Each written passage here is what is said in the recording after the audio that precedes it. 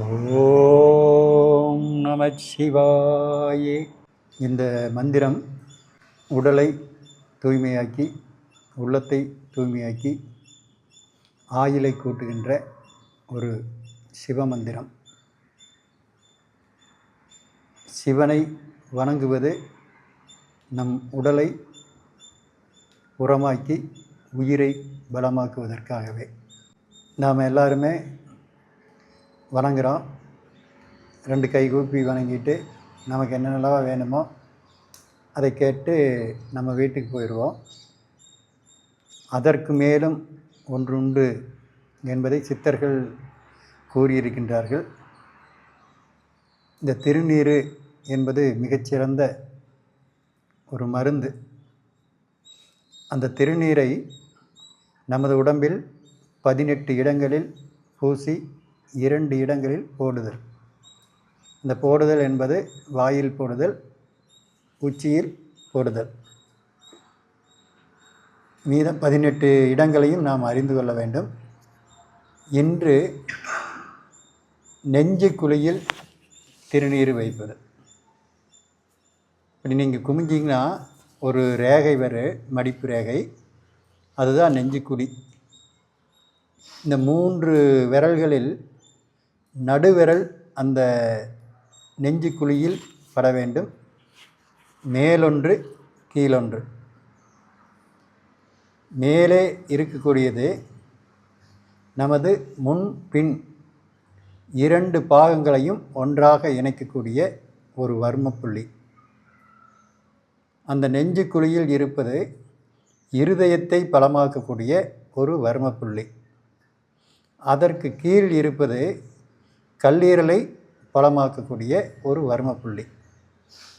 இந்த 3 புள்ளிகளையும் அறிந்த ஒருவர் இந்த புள்ளியை தினம் தினம் தூண்டிவிட்டால் கல்லீரல், இருதயம், நம் உடல் முழுக்க பாதுகாத்தல், இந்த 3 செய்கைகளும் அழகாக நடக்கும். இதை தினசரி செய்து வருகின்றவர்களுக்கு ஆயுள் கூடி, அனுபவம் கூடி, தன்னை சுற்றி இருப்பவர்களெல்லாம் ஒரு வசப்படக்கூடிய ஒரு மின்காந்தத்தை உருவாக்கக்கூடிய சக்தியை கொடுக்கிறது. இப்போ நாம் பொதுவாக பார்த்திங்கன்னா நெத்தியில் ஒரு துளி வேலை எடுத்து அப்படி வச்சுட்டு இங்கே கழுத்தில் அப்படி வச்சுட்டு போவோம். அது ஒரு குறிப்பிட்ட பலனை கொடுக்கும். அதுவும் பலன் இல்லாமல் போகாது. உடல் முழுக்க இந்த 18 மற்றும் 2 இடங்களில் நாம் விபூதியை பயன்படுத்தும் பொழுது மிகச்சிறந்த பலனை கொடுக்கும். மறுபடியுமே நீங்கள் திரும்ப திரும்ப இதை பார்த்து மனசில் வச்சுக்குங்க. இந்த நெஞ்சுக்குழி என்பது இருதயத்தை பலமாக்கக்கூடியது.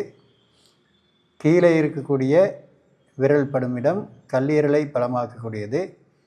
மேலே இருக்கக்கூடியது நம் முன் பின், அதாவது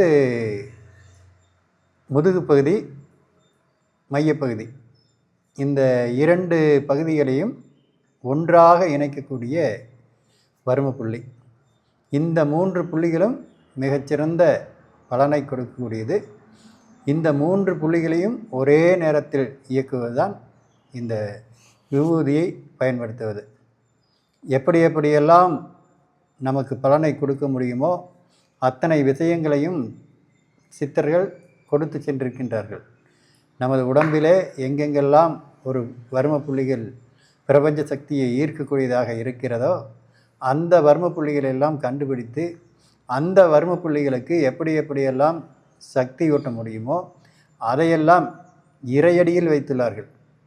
நம்ம கோயிலுக்கு போய் இதை செஞ்சாலும் சரி, நம்ம வீட்டிலிருந்து செஞ்சாலும் சரி, அந்த பிரபஞ்ச சக்தி அந்த இடத்துக்கு வரும்.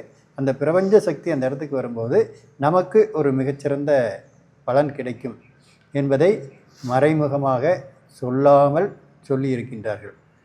இதை ஒவ்வொருவரும் புரிந்து கொண்டு தன்னுள் வைத்து கொள்ளாமல் பிறருக்கு சொல்ல சொல்வதால் ஒரு புண்ணியம் கிடைக்கும். நம்ம இன்றைக்கி ஒரு நல்ல விஷயத்தை 4 பேர்த்துக்கு சொல்லும்போது அந்த 4 பேர் பலன் பெற்று அந்த 4 பேரும் உயர்ந்த இடத்திற்கு செல்லும் பொழுது அதனால் ஏற்படக்கூடிய புண்ணியம் ஒன்று நமக்கு கிடைக்கும். அந்த புண்ணியத்தை ஒவ்வொருவரும் தேட முயற்சி செய்வோம். அந்த இறைவனின் அருளை பெற நாம் தினசரி இந்த திருநீரை நம் உடலில் பூசி வழிபடுவோம். நன்றி.